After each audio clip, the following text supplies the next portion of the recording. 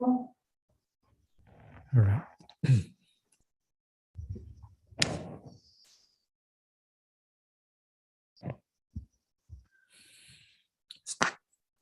let us start. Kayena vacha chittena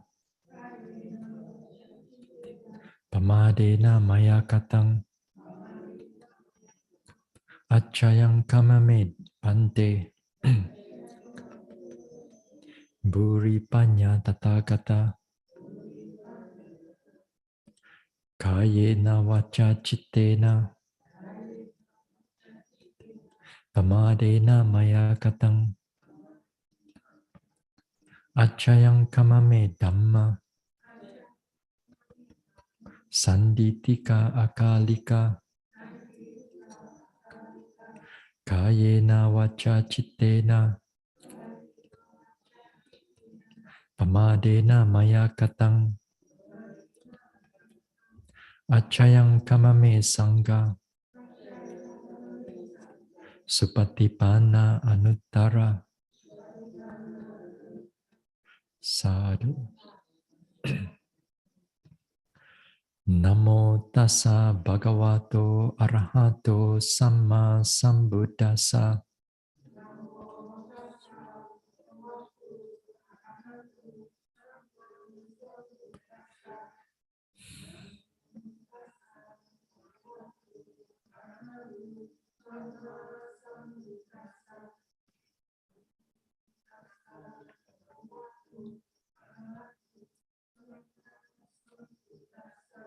Buddhang saranang gacchami. Dhammang saranang gacchami. Sanghang saranang gacchami.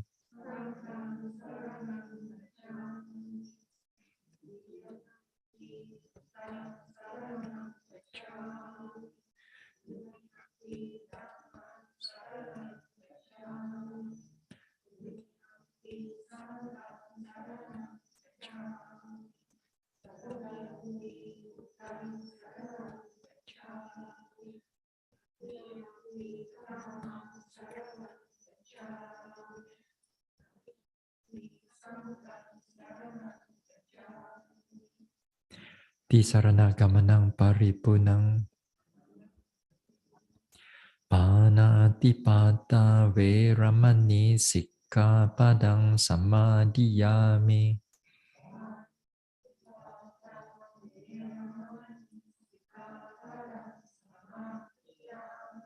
Adina dana veramani sikkhapadang samadhiyami.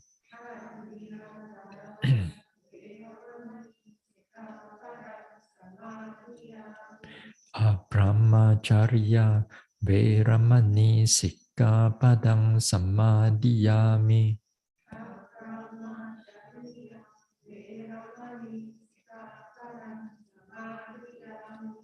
Musavada veramani sikkhapadang samadhiyami.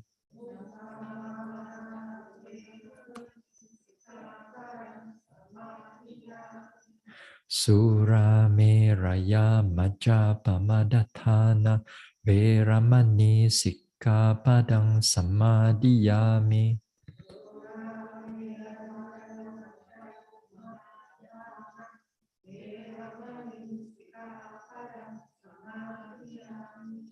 Vikala bhojana veramani sikkhapadang samadhiyami.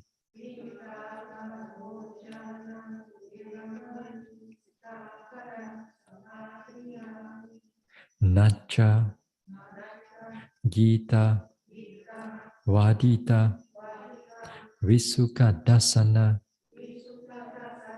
Malaganda Vilepana Dharana Mandana Vibhusanatana Veramani sikkhapadang samadhiyami.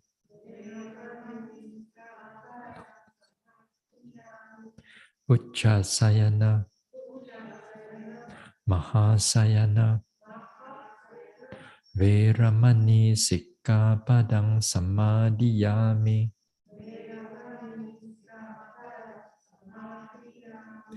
Idang me silang Magapala Nyanasa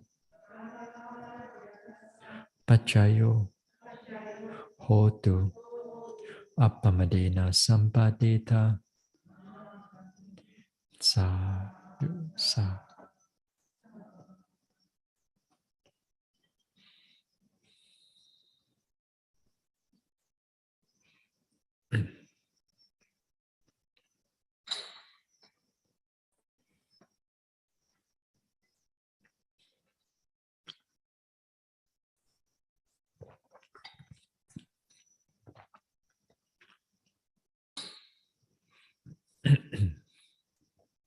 All right.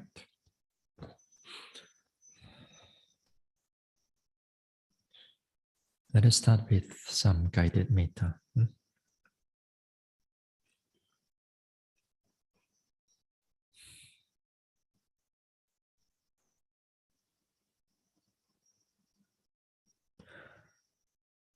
So let us relax.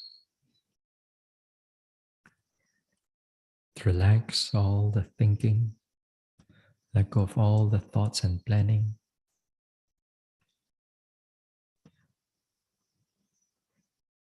Relax the body. Relax from top of the head down to the face and neck, shoulders, arms, to the chest, to the stomach area, to the spine and back.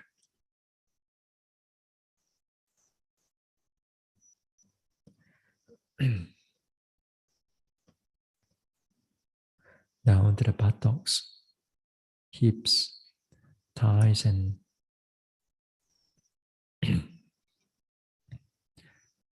our knees and calf, ankles, soles, toes. So relax the body. Keep the mind open, calm and peaceful here and now.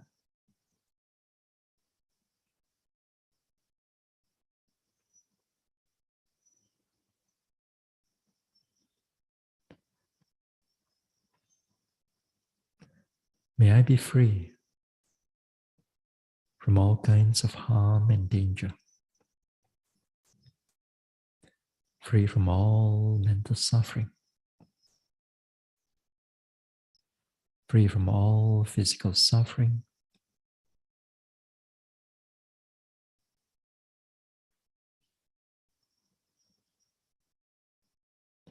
may I be peaceful. May I be well and healthy, and may I truly be happy.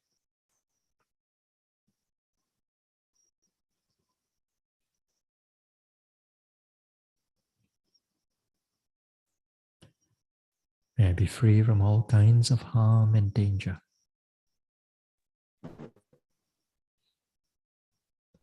Free from all mental suffering.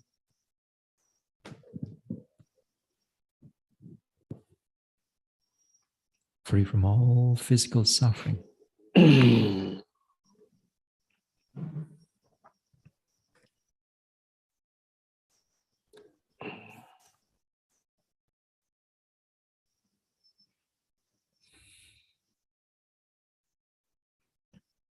May I be peaceful. May I be well. And may I truly be happy.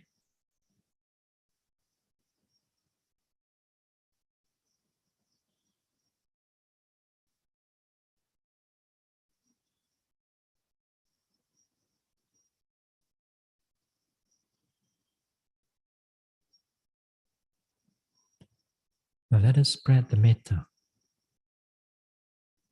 Let us spread the metta to all the beings around you.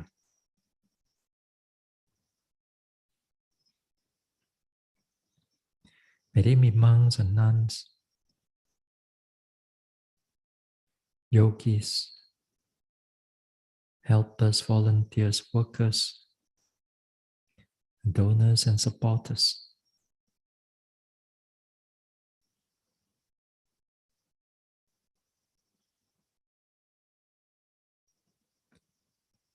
To all the guardian devas around here of this place. To all other devas residing here.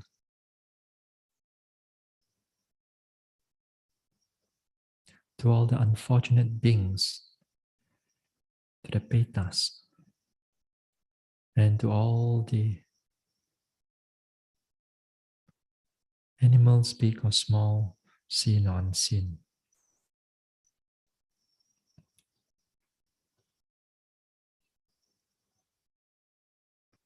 May all of us here be free from all kinds of harm and danger,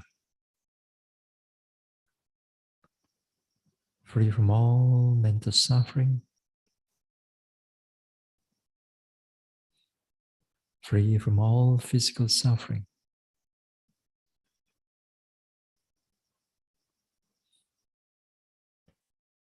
May we all be peaceful, live in harmony with ourselves and in harmony with others. May we all be well,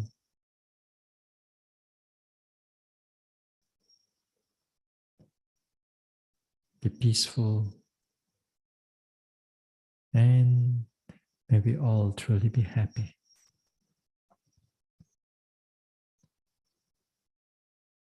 May all of us here be free from all kinds of harm and danger, free from all mental suffering, free from all physical suffering.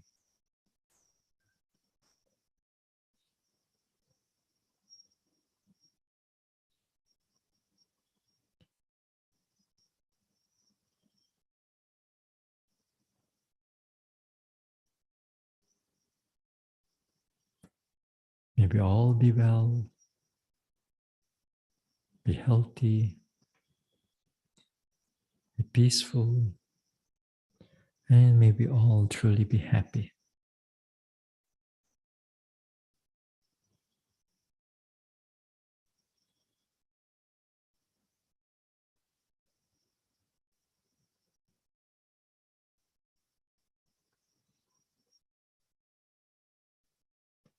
Now let us expand. Let us expand the metta, reaching out to all the beings in this country, humans or non-humans, devas or petas, animals big or small, far or near, seen or unseen.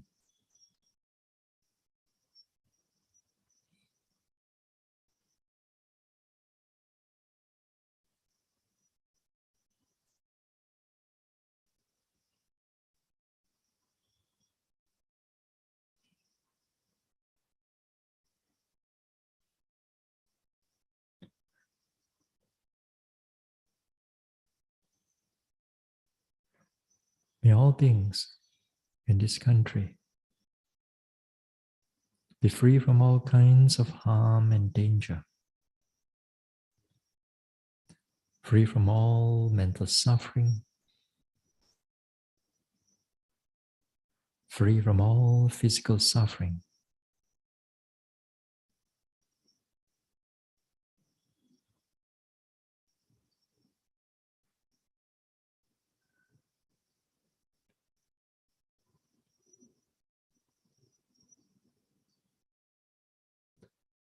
May we all be peaceful.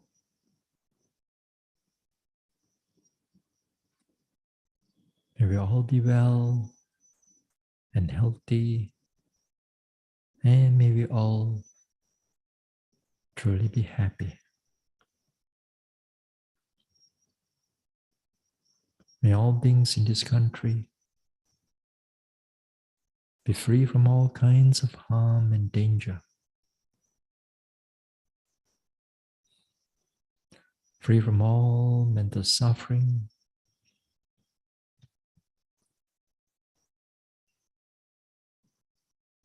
free from all physical suffering.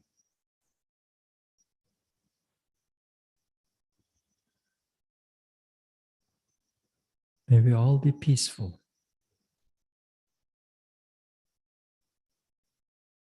May we all be well.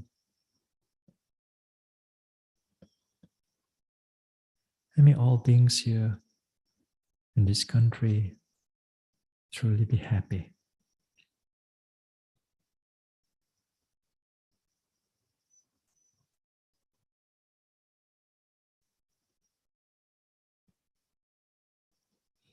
May all beings in this country be free from all kinds of harm and danger, free from all mental suffering, free from all physical suffering.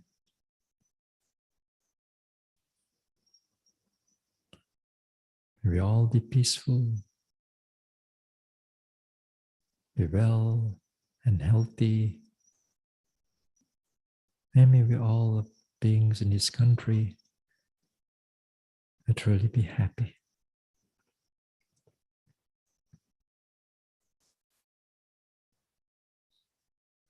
Now let us extend further. Let us suffuse the metta to all the beings in this world, without exception. May they be our loved ones near or far away, or to those people whom we do not know wherever they are, or to those whom we dislike or those who dislike us,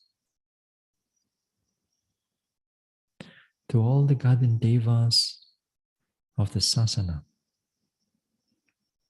to all other devas residing in this world, to all the petas, and to all the animals, big or small, seen or unseen, far or near. May all things in this world be free from all kinds of harm and danger, free from all mental suffering, free from all physical suffering.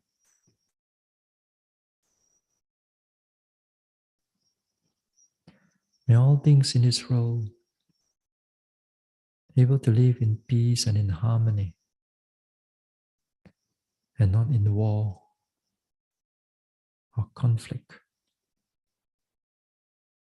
Live with kindness and compassion, and not with violence or cruelty. May all beings be peaceful. May all beings be well and healthy. And may all beings in this world truly be happy.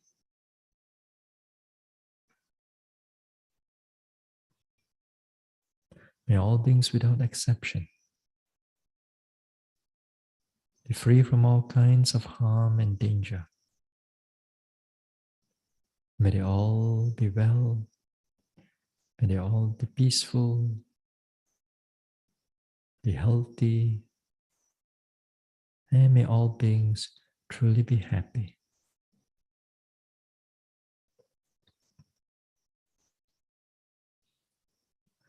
Now let it spread further. Let us spread the metta as far as the metta can go, as far as the mind can go, reaching out to all beings without condition, without exception, without bias. All beings in this universe are universes.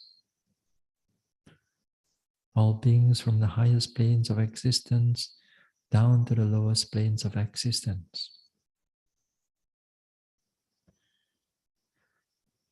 And all beings from all the world systems.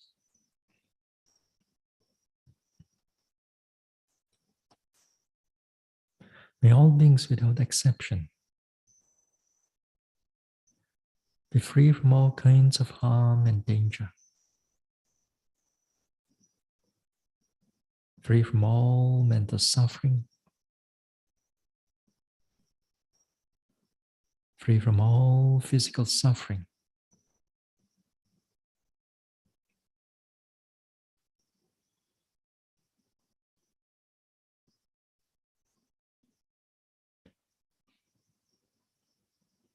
May all beings be peaceful, able to live in harmony with themselves and with others. May they all be well, be healthy, and may all beings truly be happy.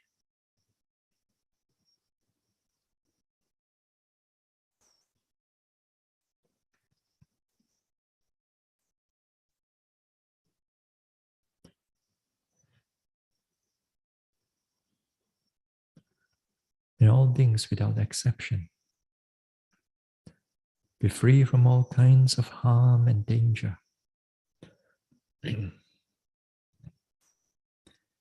Free from all mental suffering, free from all physical suffering.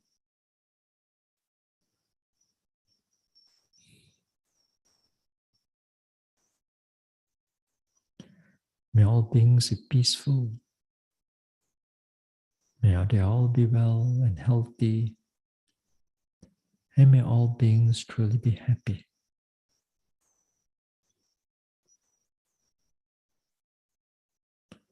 May all beings be free from all kinds of harm and danger.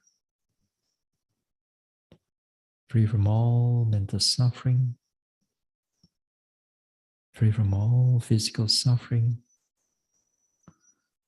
May they all be peaceful, be well, and truly be happy. May they all be peaceful, be well, and truly be happy.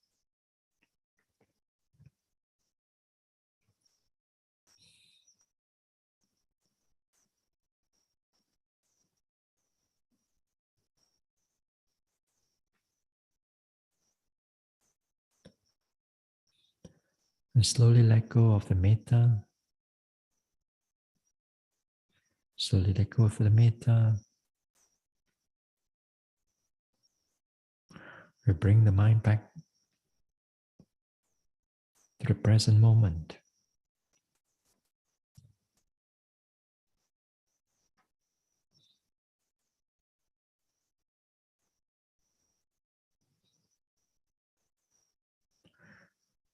Feel the rise and fall of the abdomen. Feel the body. And slowly we can open our eyes.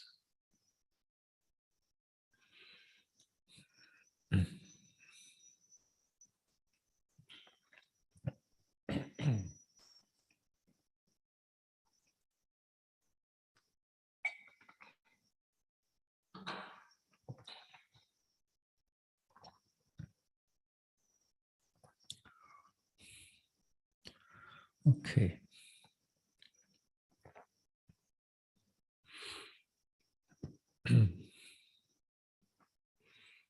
So, on the Tuesday we are talking about the investigation of Dhamma. We see what are the external conditions which are helpful to arouse this investigation of Dhamma. That is to say, you need some theory. Yeah. You still need some theory, although, as again, I emphasize that when you are paying attention to your object, when you're actually meditating, then we put the theory aside. But nevertheless, those type of theory, when you are not meditating, they can be very helpful. Hmm? To understand at least the Dhamma, the mind, the body, at least on an analytical or theoretical aspect. Also that we need to have externally also our body has to be in a way somewhat clean. Our surrounding also must be in a way in an orderly manner, proper manner, but not obsessive.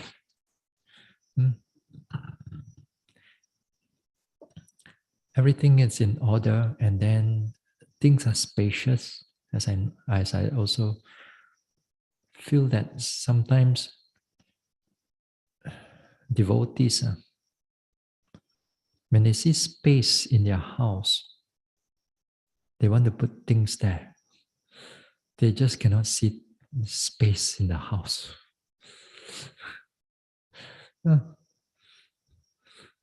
To me, I'm opposite. The less things, better. Then they're more spacious.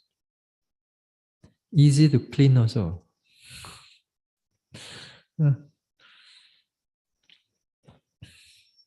So spacious, orderly, and so on, and the purification of your, cleanliness of the body, which is also very helpful. Yeah.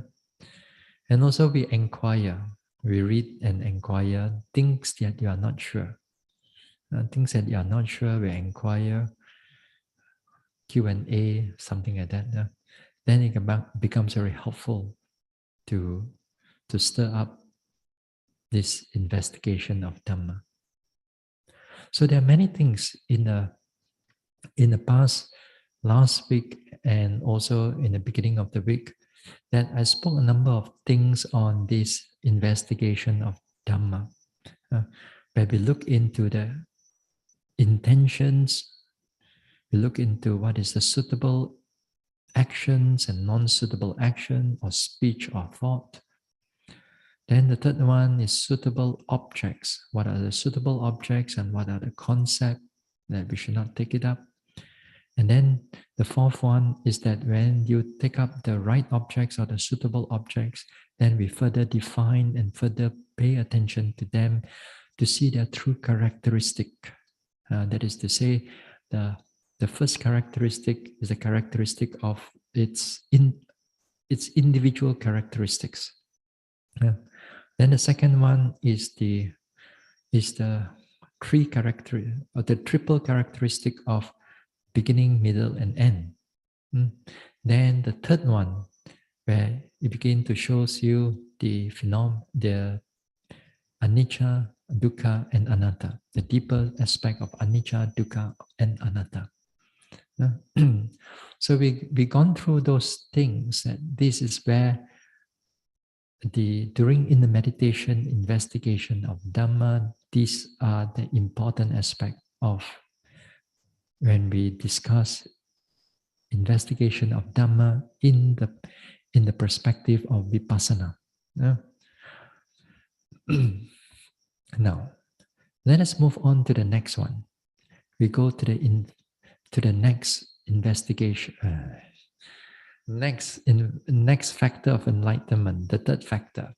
The third factor of enlightenment is the effort, Viriya. Now, here more specifically, it's the mental effort. More specifically, it's the mental effort. You see, everything that you do, whether it's wholesome or unwholesome, you need this effort, mental effort. If you are looking at effort as a whole, not as a factor of enlightenment yet. So the nature of effort is to, in other words, to keep your other mental states active. To keep your other mental states active. How does your mindfulness is active? Because of effort. Yeah. How does you keep your mind to be present here and now and knowing that you are here? Then that is also mental effort. This is mental effort. To keep it alive. Uh, then while you are investigating, noting your object and so on, how does it is active? How does the investigation of Dhamma is active? Then you need that effort. Uh, But when we come to the investigation, come to the fact of enlightenment, effort comes after investigation of Dhamma. Now, this type of effort, is a more higher, well-developed effort. Very much to do with a balanced effort. Whereas when we are beginning of the meditate, when we're starting to meditate, then that effort is not that strong yet. It's not that balanced yet. Right? So you still need to use effort to arouse that mindfulness, to arouse the investigation of Dhamma, for the mind to be precise and noting. So the nature of this effort is to keep everything alive, to keep your mental states alive, to keep your noting alive. On the other hand, if you are doing something unwholesome, then also you keep it alive. While you are angry, how does the anger is keep on continuous? Again, effort is there. Now, but this time is the wrong effort. When your greed is there, when you desire this and that, and how does the greed is alive? How does the greed do its function? Then you need that effort. So effort is like a fire. Effort is like a fire that it stirs up. It stirs up the mind to make something to keep everything going. In other words, sometimes they call it to consolidate all the mental states to do that certain function. So it's just like when you're noting something, when you're noting an object, then all the other mental factors that is involved, that like your concentration, like your equanimity of mind, sometimes the interest is there, as it's coming as joy. Then those things, they stay alive because of effort. When the mind becomes much more well balanced, much more well developed, you see that this time, this effort, you don't have to keep on exerting. It's like they call it the effortless effort. You don't have to keep on exerting. All you need to do is sit, and the noting mind will start going on already, because it's so habitual and because of the progress itself. That time, it's all you need to do is just make sure that it doesn't go too much or too little, and just to keep it, sustain it. And when you do that, the progress will keep going and going. And that is interesting. Yeah.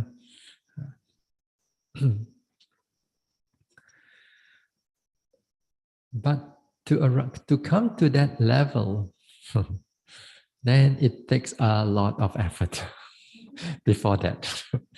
It's going to take a lot of effort. Yeah. Now, in the commentary, not in the commentary, sorry. That one also is in the sutta. Now, in the sutta, they says that there are 3 types of effort. In the Four Noble Truth,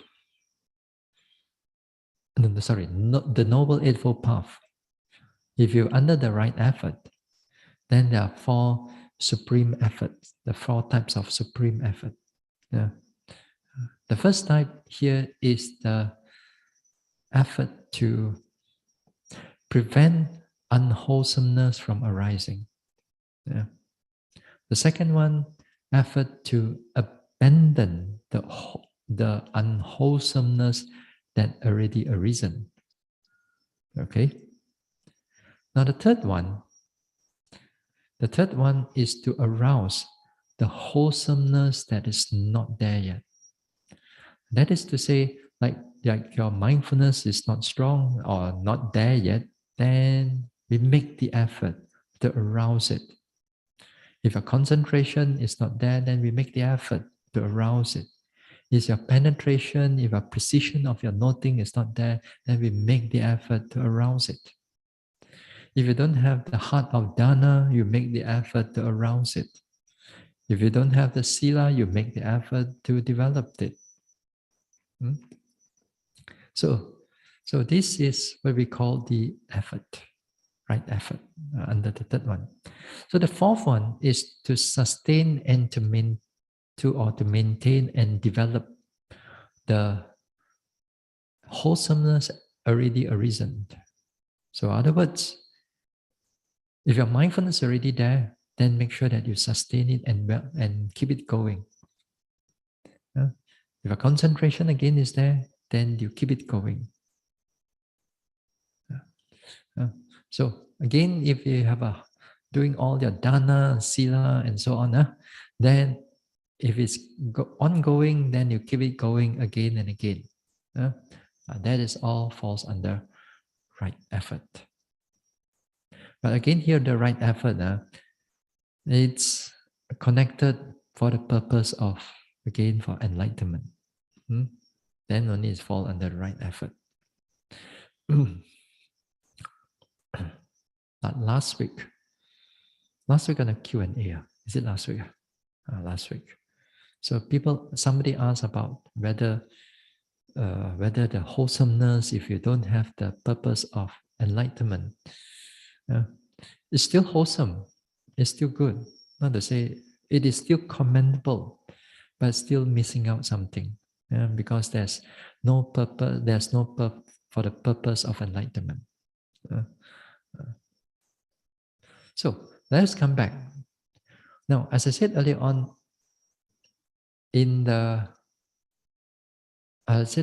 just now, the sutta, yes. The sutta mentioned that there are three types of effort, also by the Buddha also, of course. Then these are, they call it the first one, they call it the initial element. They call it the initial element. Dhatu, the Buddha used the word dhatu. Now, where is it? He used the word initial element. Then the next one is called the step up effort, or the exertion effort. The third one is the striving or the sustaining type of effort. Similar like what talking about in the just now, the four types of effort. But this one is more for when you're actually doing meditation. So there are the first one, the initial effort, then you have a step-up effort or the exertion effort, then you have the striving effort or the striving element, the striving element. Then the first type of effort, aramba dhatu. The word aramba, hold on.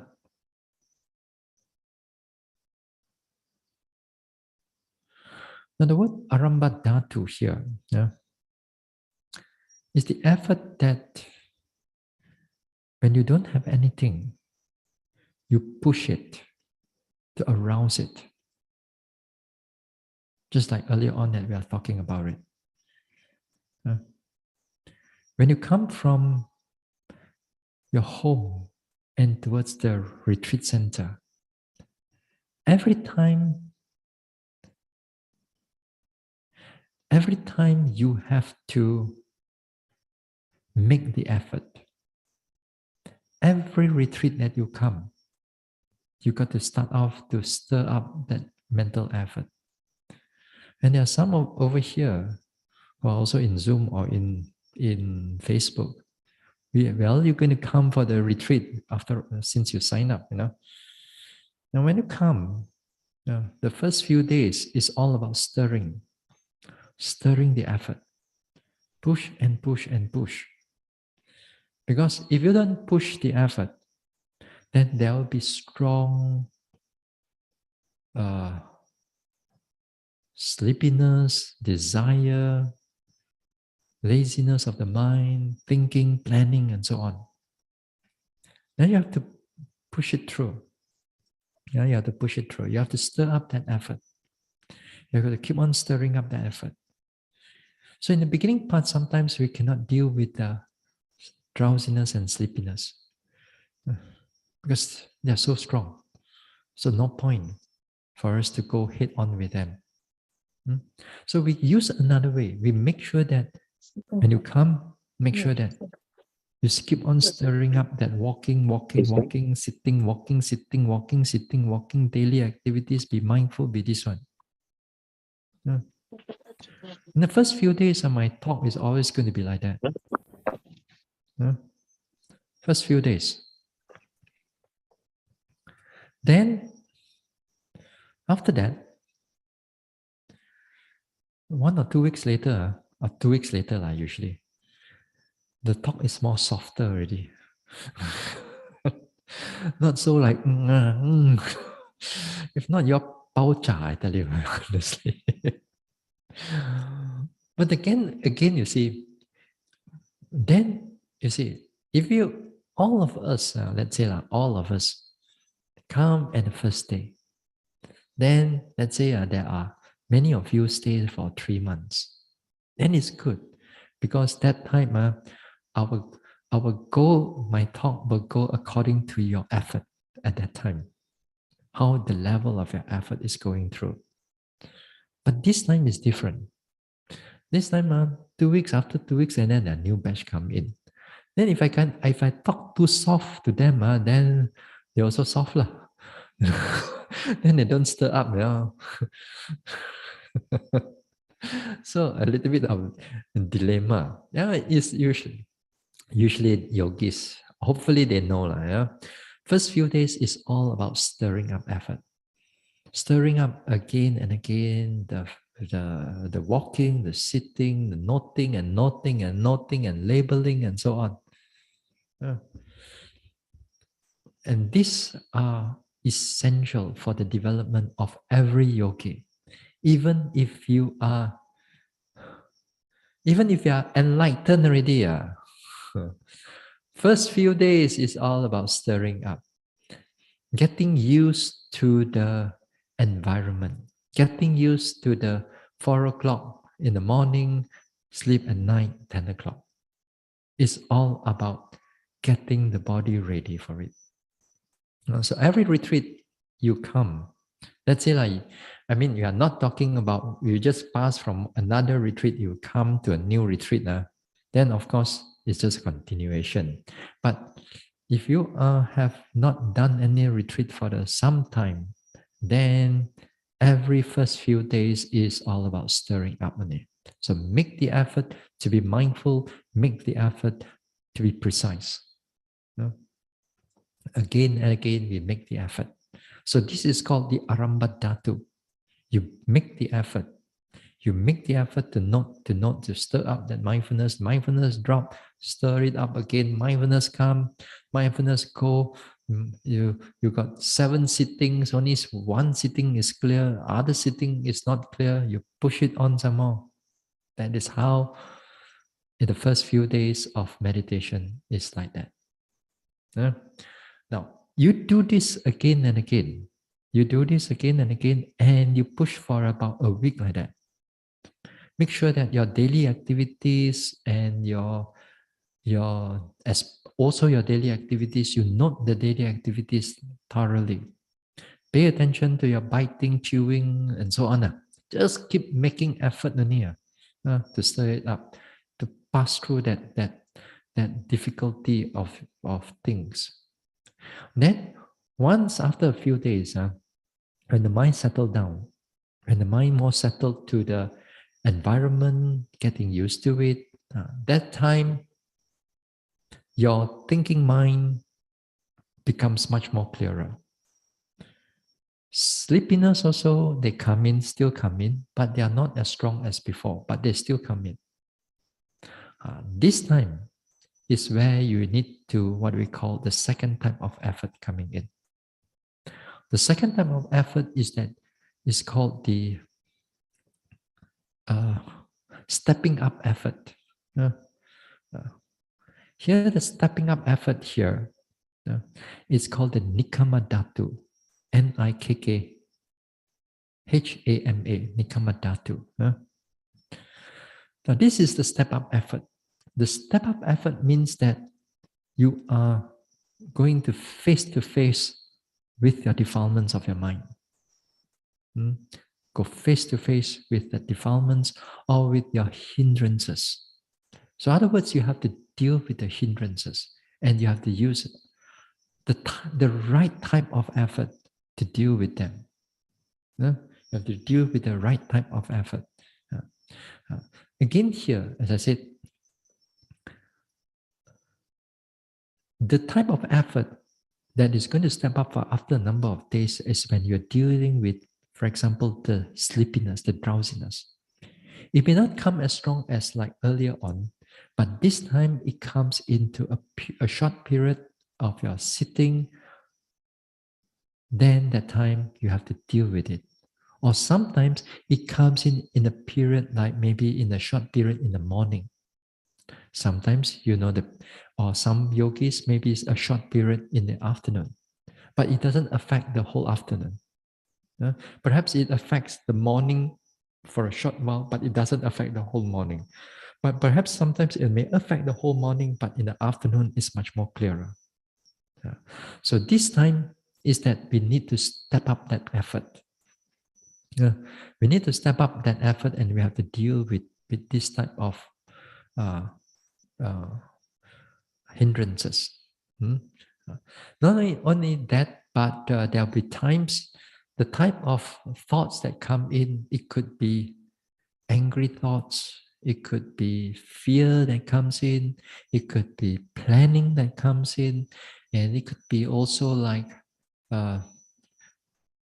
imagination and so on. And all these things, after a number of days, the mind become very clear.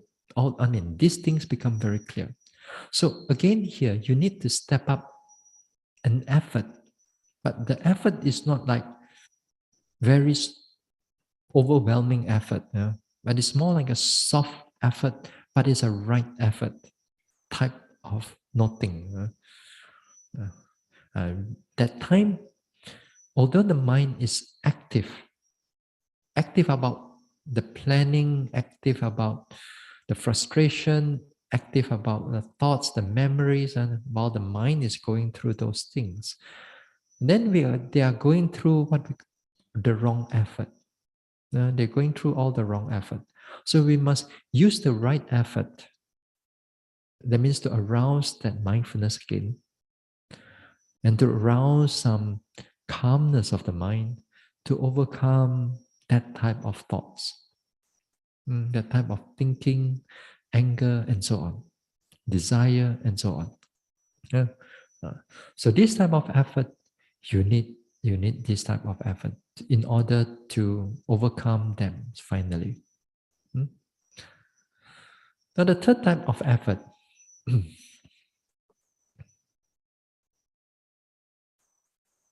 the third type of effort here is parakama dhatu, Parakhama, dhatu here, that element, the element striving towards one's success. Here, this type of effort is the effort that Your mind is free from all the thoughts and all the thinking and all the sleepiness, and things are going soon already, lah, you know. That means all the objects are coming clearly. You are very minimal. You deal with all this type of thinking and so on. Yeah? And you sit down, objects already started very clear. It start moving, noting, and all that thing. This type is called this striving effort or the sustaining type of effort, and that you push you through. So this is what we meant over here. Yeah? But this part, the third one, is where a good amount of skills is also needed in order to keep them in balance. You need a good amount of skills. And this is where the long-term yogi will benefit. Because if you come for a short term means like 2 weeks are short term. 2 weeks, you are about to meditate. You are about to getting warm up already. Then you pack your bags. Balik liao. Actually, that is the time. If the yogi just sustain a little bit more, this is where another skills of meditation starts coming in already. This is where your trial and error or refining your practice is so much more used rather than like you don't see it in the first few days. It's only about like 10 days or 2 weeks later that you begin to fine-tune your practice. Yeah. That is fine-tuning the practice. Then you know that just a little bit you do something wrong, your whole mindfulness drop already. Or it reduces, not fully drop, but it reduces. You know something that you do something too much, then the whole noting mind goes into a lot of thinking. You reduce it, sweet, everything nice again. So here it's where the trial and error comes in, and that will be their experience as a yogi in the long-term retreat. Yeah? And the short term, you don't see that. That's why I said in the past, I encourage yogi to go for a long-term retreat. Yeah. But then, of course, yogi with all kinds of excuses cannot lah, you know. Whatever their excuse lah, work lah, family lah, children lah, husband lah.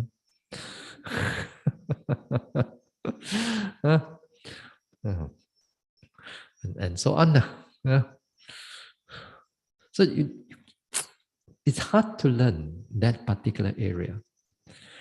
And when that particular area is not being learned, I mean, you don't really understood it and actually, and on the practical level, if you don't really go through it, then meditation sometimes can be very difficult to go through. Because I met with yogis that this area where they are supposed to learn how to refine the practice, they don't do it properly. They get stuck there. They get stuck and give up on meditation. Yeah? Although they have developed certain level area, certain level, and they get stuck. But nevertheless, all this effort now, they are not permanent. They are not permanent. Just like mindfulness and everything, they are not permanent. Then some days when you meditate within like your 3 months, there will be days that you completely drop everything. You meditate, and then you think and then the next day, boom, back to level 1. Then go back to level 1. It go back sometimes like just like you are just begin to come in for a retreat like that. Nothing much. There are days will be like that. But do not be afraid of it. You will go through it. Every yogi will going to go through those things. What is important is that is your skills that you have. what to do, how to do, what not to do, how to walk, how to sit. All you need to do is just stir them up again. Patiently, just stir them up again. It will take you sometimes a day, sometimes just half a day or 2 days just to push it up. Push it up again, then once it goes clear, then you learn to sustain it again. Then days, and certain days, then more defilements is going to come. Even you go soon already, things, but then somehow another defilements also come in, hindrances come in. Then again, you change your strategy to deal with them again. So, in other words, your mind has to be flexible. In other words, you must not have too much expectation. Things is not going to go smooth in the whole series, in the whole time while you are here. Yeah? Even if you are enlightened also, nothing is smooth. Yeah? But they're smoother, but they're smoother. They're smoother. But don't expect that it's going to be always on the high. Yeah? Because as I said, everything, whether the mind, mindfulness, noting mind, development, all depends on right conditioning. Even you set up the right conditioning, everything, somewhere inside the body also not so right, where the mind not so right, they also drop. Yeah. So not to be afraid of it. Not to be afraid of it, not to be fearful of it, not to be having self-doubt or that, whether you're doing okay or not okay. This is part of the whole retreat, the nature of a mind. Sometimes yogis come into the interview. Oh, Bhante, how come I meditate so well, suddenly nothing one? Every yogi go through like that one or not? I say, yeah, every year. Oh, like that. I thought I'm only one mad one only. Every yogi go through that. Don't worry. So it goes up and down. It goes up and down. So all you need to do is make sure that you have the skills. The skills is important. Those skills are so important that giving you any situation, giving you any state of mind, whether it comes with no mindfulness, you know what to do with it. It comes with a lot of hindrances, you also know what to do with it. You know how to deal with it. When things are getting smooth, you also know how to deal with it, how to maintain it. Yeah. Those are important aspects of a yogi's practice. Now, while we are here in the factor of Viriya, the mental factor, here let us talk into arousing that Viriya when it's needed. When it's needed. Here, let us look into the sloth and torpor, because sloth and torpor and Viriya, they are two opposite things. Sloth and torpor is to reduce the Viriya, is to reduce the whole mental activity. Whereas Viriya, or mental effort, is to make everything activated, everything clear.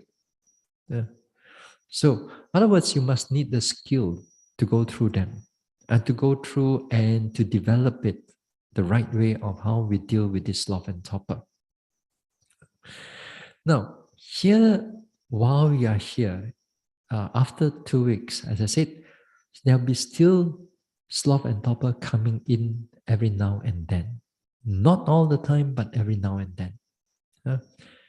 As a yogi also, dealing with sloth and torpor, also understanding our circadian rhythm of the body or your biorhythm of your body.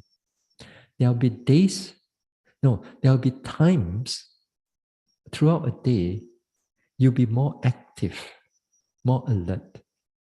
There'll be times of the day you may be a bit more drowsy. So each and every one of us can be very different.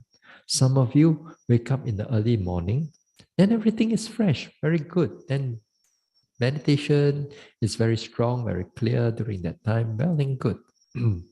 Some people, they don't have that. Some people, maybe evening is clearer. For me, it's the evening, it's clearer. Morning, nothing much. Uh, Initially, when I was practicing, afternoon, evening only is something for me. So in the morning, I do all my laundry or whatever necessary one.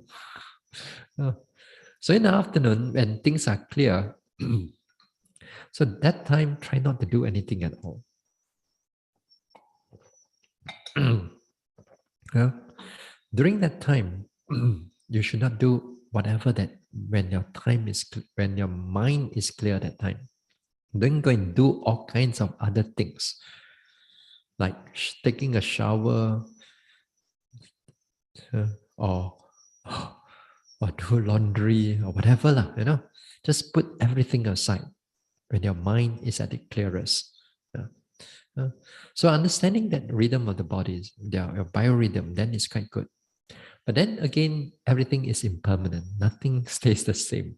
Some days, afternoon may be a bit not so clear, then the morning is more clearer. Things change. Anyway, so understanding this, then we understanding how sloth and torpor will come. Or more or less, we know its condition when it's going to come. Not to say that we expect, but more or less because you've been staying here in and out, day in, day out, day in, day out, day in, day out, day in. More or less, you know yourself. I stay here for 1 year and see. For 1 year, every day walks it, walks it, walks it, walks it, walks it. Then you really know what is really going on with the body. Minor changes already, you've already felt what's happening in the body. So it's interesting. So you're understanding that. Then we understand a little bit how sloth and torpor will come in when we need to meditate. Now let's go into a bit of theory about sloth and torpor. Tina Mida. The Tina Mida here, there are two types of mental factors, two types of unwholesome mental factor. Two types of unwholesome mental factor. They come together and they disappear together, hand in hand. Tina here, it's Thina. Here the word Tina, it's which one is which one?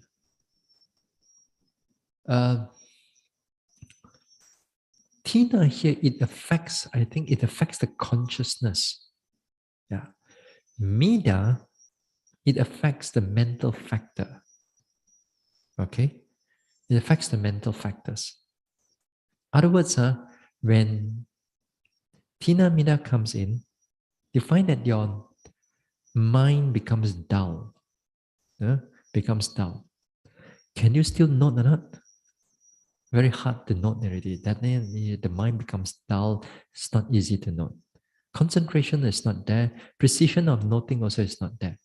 Other words, the effort is already dropping already. Once the effort is dropping, that thing is not doing anything. And yet at the same time, the sloth and torpor is like on top of it already. It's affecting them already. Tina and Mida here, their job is just to reduce the mental activity, to reduce its mental activity. So when you reduce it, those things cannot function much. Other things cannot function much. In theory, we know that they come together, they disappear together. But in practice, sometimes one becomes clearer than the other one. Both are still there. Sometimes Mida become clearer than Tina, and sometimes Tina become clearer than Mida. So how do you going to differentiate which type is which? I mean, for argument's sake, for understanding sake, because while you're sleepy, everything is sleepy already. You meditate. It's not going to differentiate. Oh, sleepiness also got this one and this one and this one.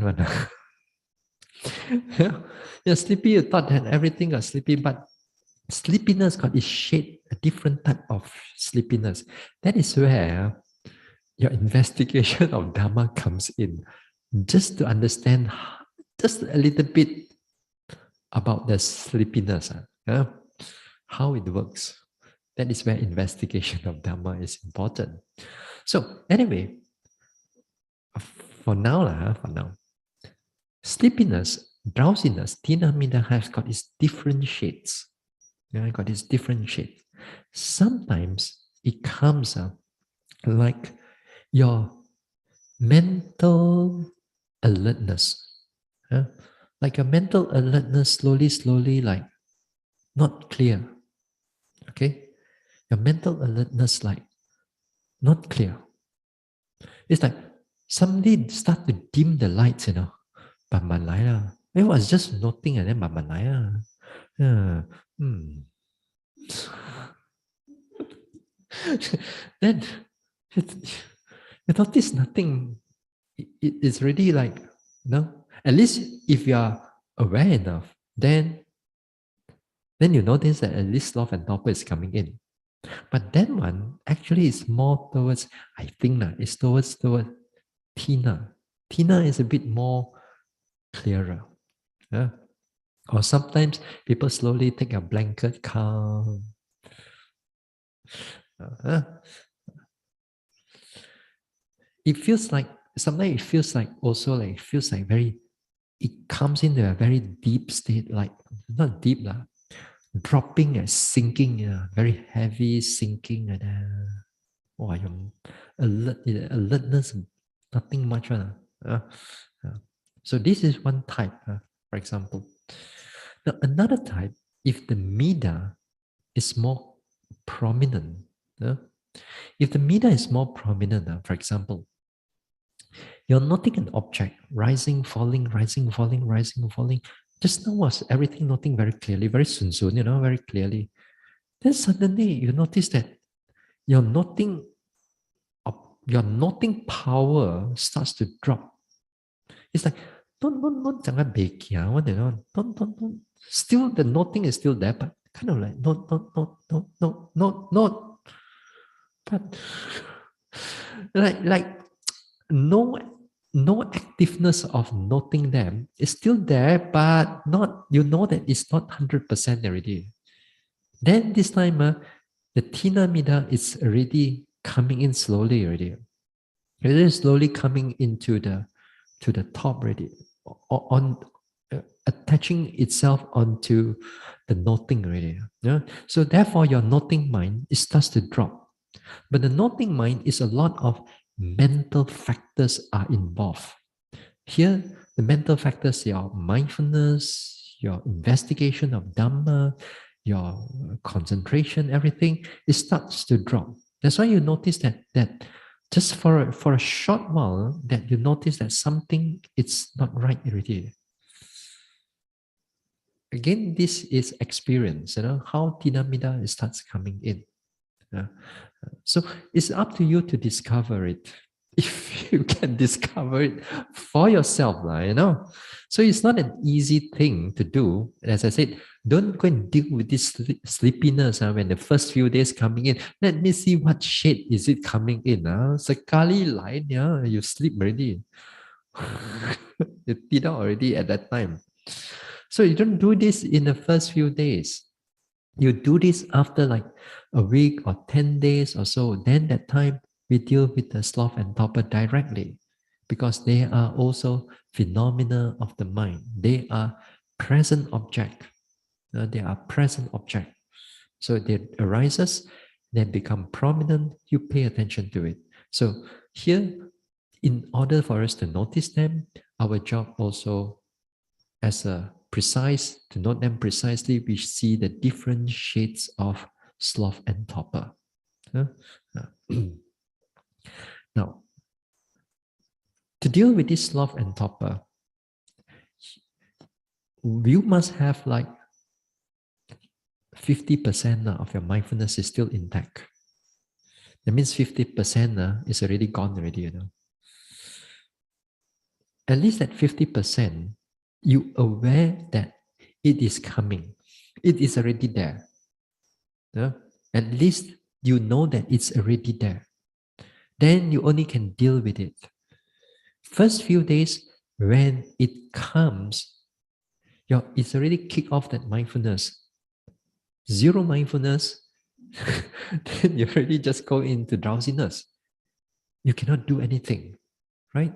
But here is different. After a number of days of meditation, is different.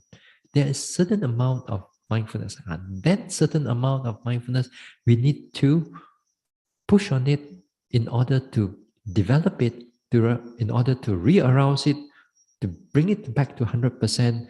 Therefore, it kicks out that sloth and torpor.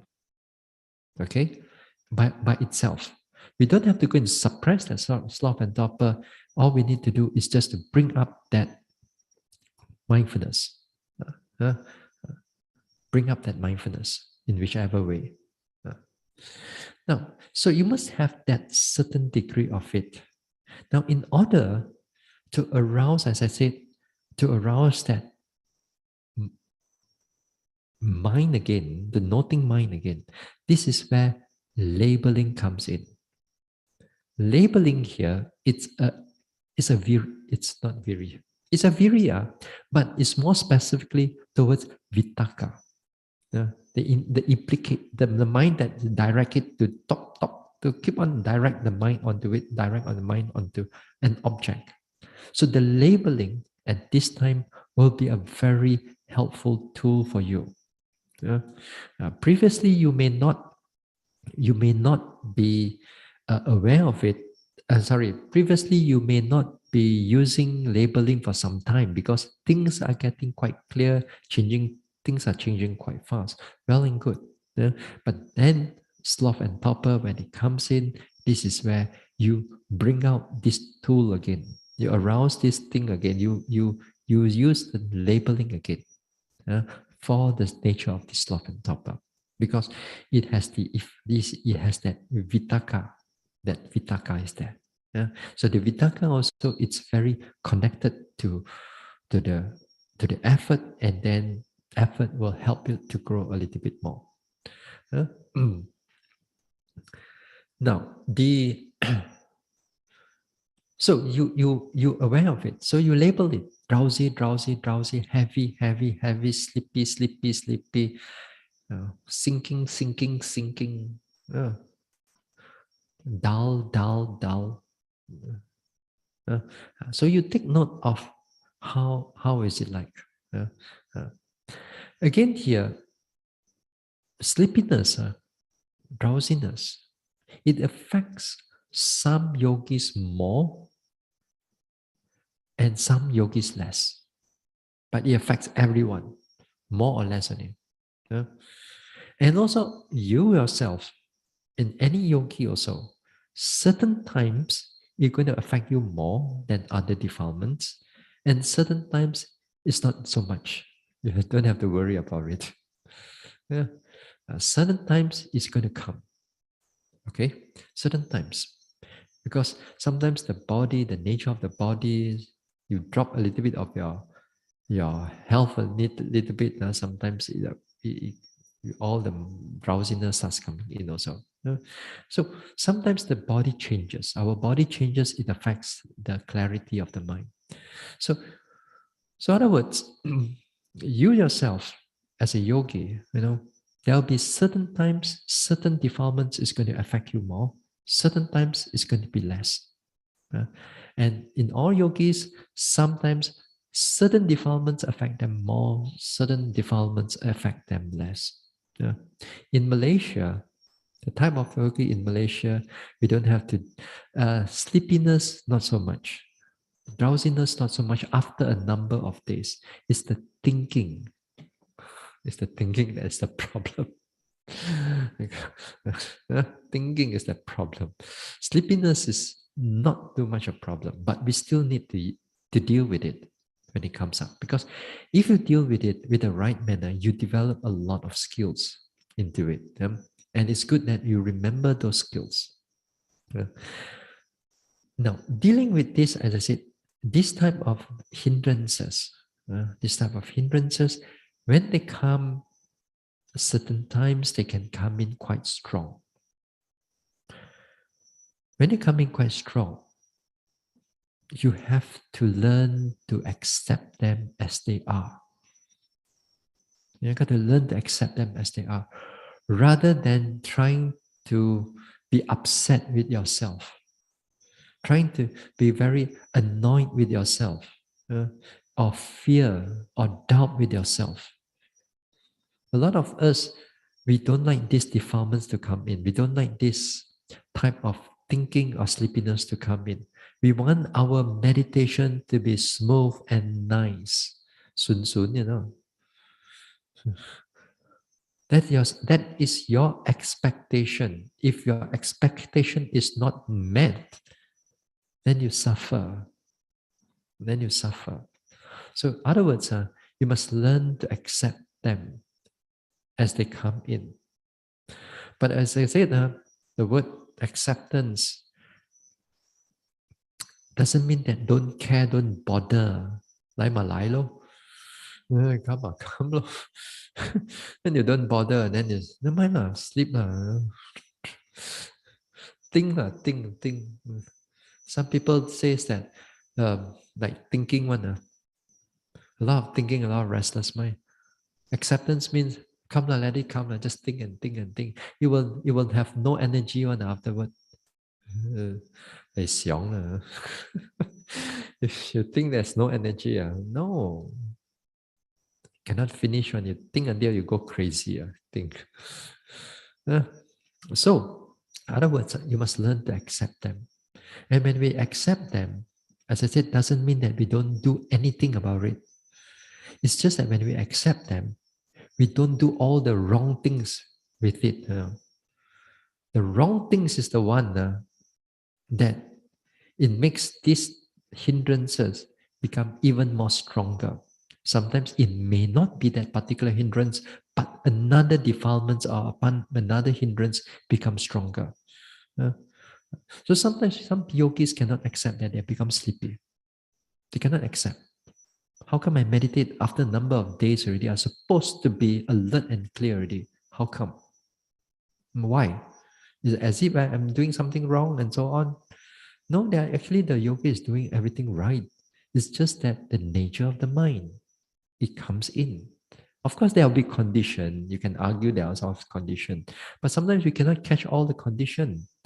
It is already there in the present moment. So when it's there in the present moment, then deal with it. So deal with it with mindfulness, with the wholesome mental state, or with the skillful ways of dealing with it, not with trying to suppress it, not trying to say that I'm not good enough, and so on and so forth. And some people also try to use pride.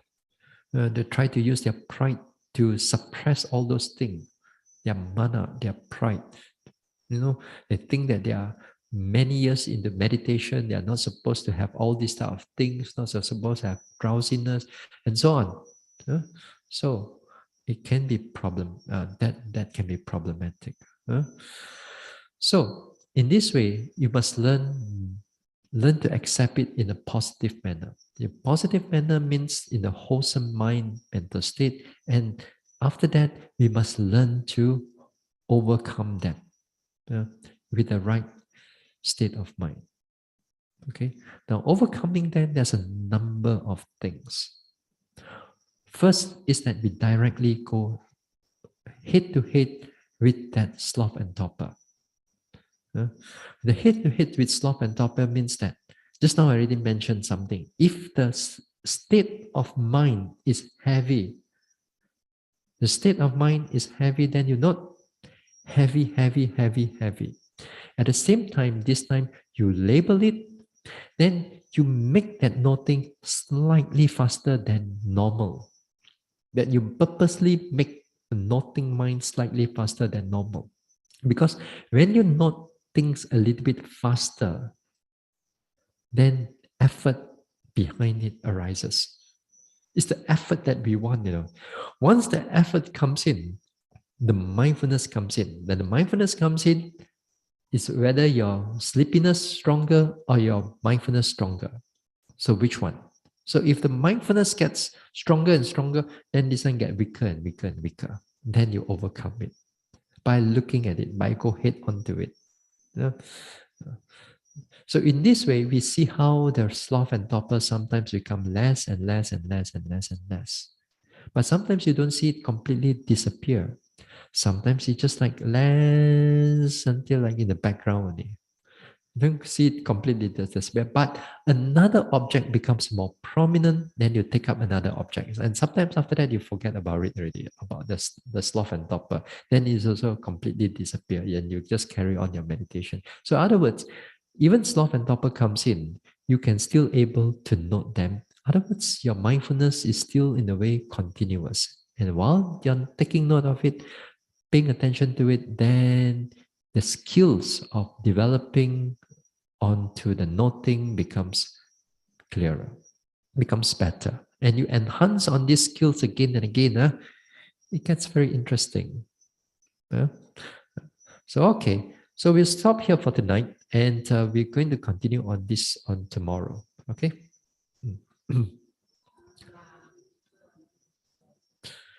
All right. Let's share merits.